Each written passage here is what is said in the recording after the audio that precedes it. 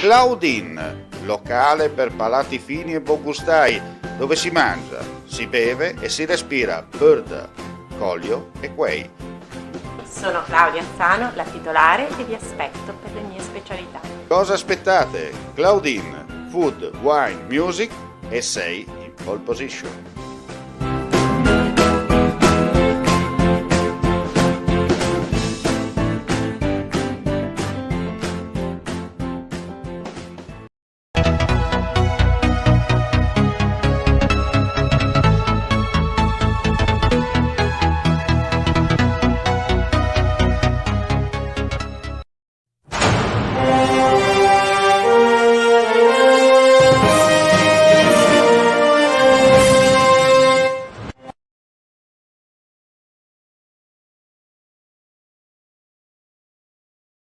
Un cordiale saluto gentili amici e amiche da Visione all'Ascolto, terza finestra informativa odierna di infofriulitv.net.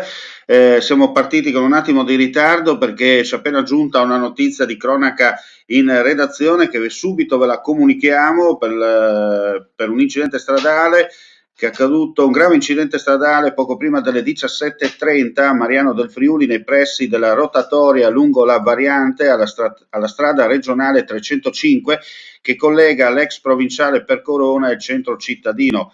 Una persona in sella al suo scooter, colto da improvviso malore, ha perso il controllo del due ruote, terminando la corsa all'interno di un appezzamento agricolo.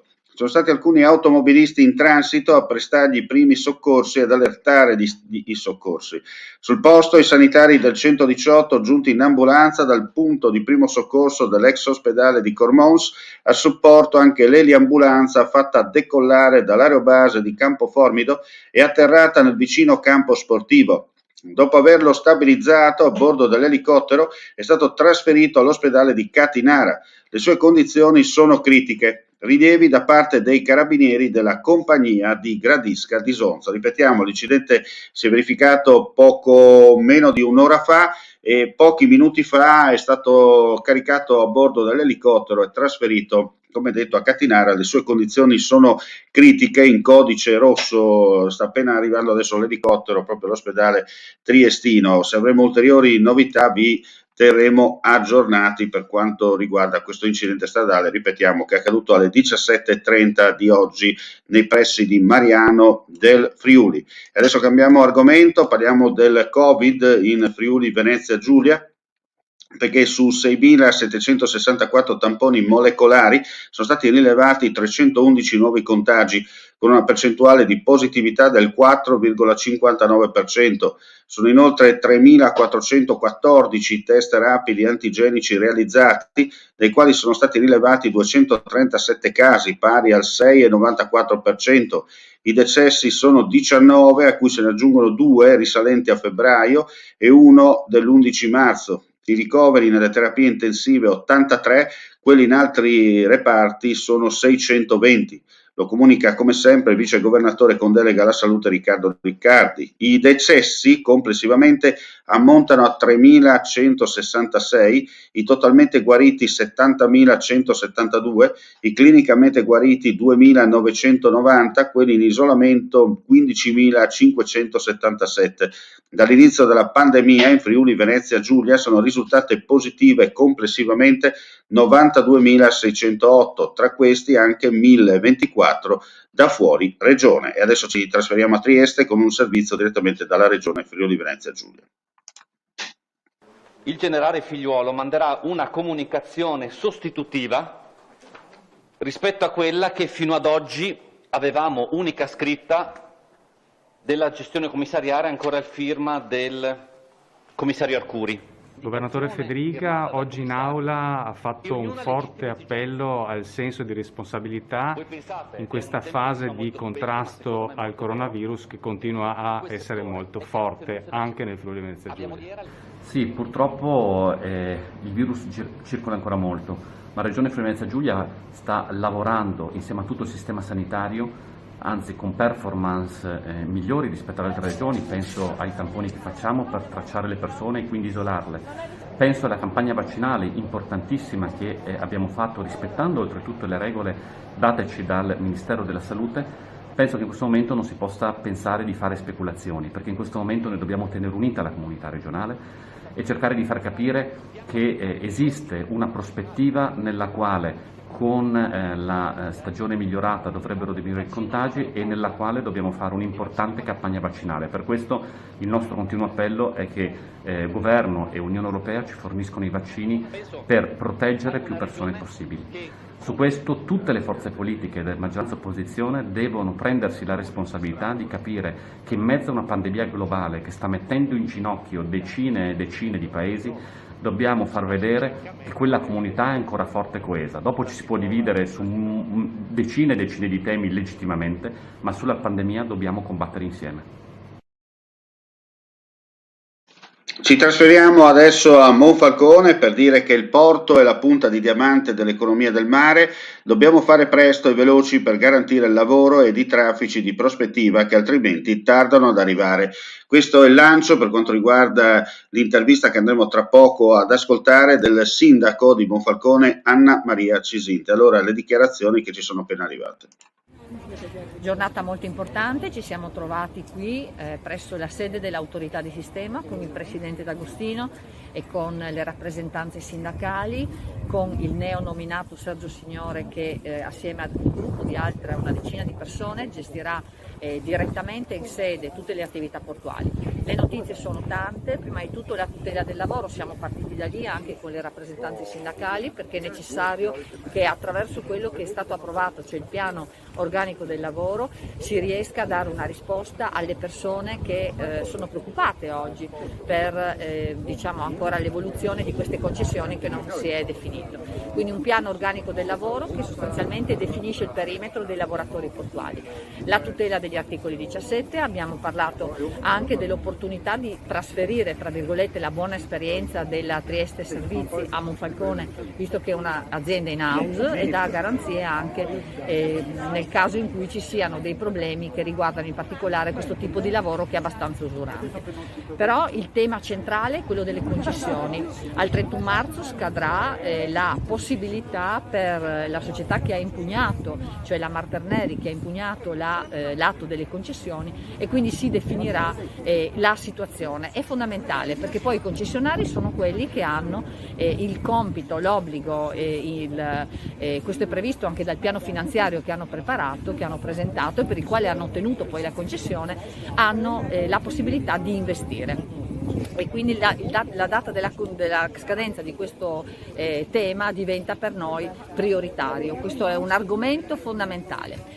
Oggi abbiamo parlato anche di investimenti, abbiamo parlato di investimenti per gli asfalti, perché il piazzale ha dei problemi importanti, quindi di asfaltature. Sono previsti subito 200.000 euro per le asfaltature, 110 per la manutenzione della pubblica illuminazione, non si può lavorare al buio, e poi nel 2022 ulteriori investimenti per la banchina e il piazzale. Per quanto riguarda l'Escavo, la sottosegretaria Gava, che ringrazio, questa mattina mi ha comunicato che ci troveremo l'8 aprile assieme a tutti gli attori, quindi alla Regione, all'autorità di sistema, presso il Ministero delle Infrastrutture con il Ministero dell'Ambiente, per riuscire a definire la possibilità, io vorrei veramente che non uscissimo da là senza questo, un cronoprogramma affinché si stabilisca qual è il procedimento e il percorso con un cronoprogramma per l'effettuazione dell'escavo. E adesso torniamo per quanto riguarda il discorso legato alle celebrazioni della morte, dei 700 anni della morte di Dante Alighieri. Anche il Friuli Venezia Giulia partecipa con diverse associazioni, diverse iniziative legate al ricordo del sommo poeta. Allora andiamo a vedere il trailer di un altro progetto, sempre Medi in Friuli Venezia Giulia.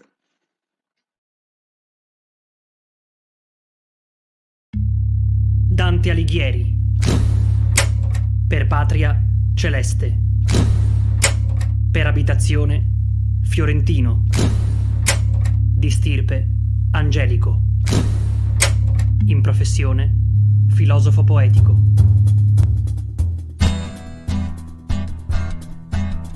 Tutte le mie poesie parlano d'amore, tutte le mie canzoni parlano d'amore, tutta la vita nuova parla d'amore, tutto parla d'amore, tutti i miei pensieri parlano d'amore.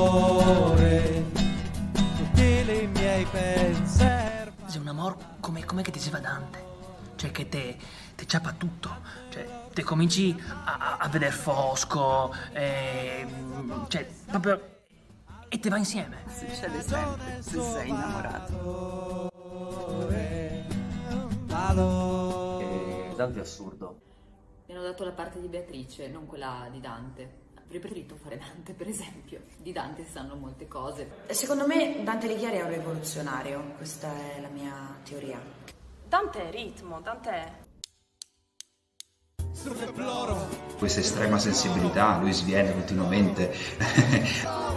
Sicché volendo far come coloro che per vergogna c'è la loro mancanza. Dante non lo conosco, ovviamente, cioè non è impossibile conoscerlo, cioè è morto un po' di tempo fa. A me sta un po' antipatico, ma sarà la faccia con cui è raffigurato. Magari se tornasse oggi direbbe: ma io non sono così. Strucco, ploro, strucco, ploro, strucco, ploro, strucco, ploro, strucco, ploro.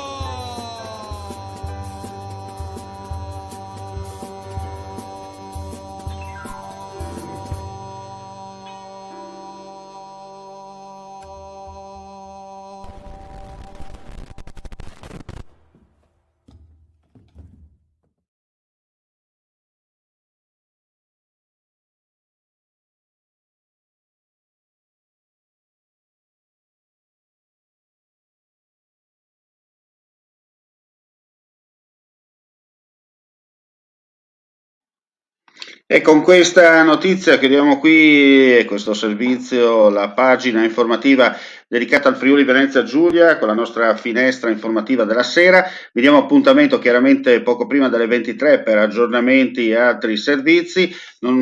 Chiaramente nel corso della serata, se ci saranno ulteriori novità, aggiornamenti e via dicendo, tramite i nostri social e il nostro sito, insomma, sarete comunque aggiornati in tempo quasi reale. 18:33 per chi ci guarda in diretta, un saluto anche a coloro che ascolteranno questa edizione in leggera differita, grazie come sempre per la visione all'ascolto e dunque a più tardi per l'edizione della notte, però ripeto, nel corso della serata aggiornamenti come sempre attraverso le nostre pagine social o attraverso il nostro sito e come si dice nella lontana provincia dell'Impero, Mandi e la prossima. Vuoi assaggiare una birra dove al suo interno scopri la specialità tipica friulana? Lumi Beer, il prodotto ricavato in 20 ettari di terreno coltivato orzodistico, biodiversità, performance ambientale. Lumi Beer nelle sue 5 versioni disponibili, 4 per consumo veloce e dissetante e la versione Magnum per intenditori. Lumi Beer si abbina a qualsiasi palato. Lumi Beer è un prodotto esclusivo Azienda Agricola Pancera, il buon seme, i buoni frutti.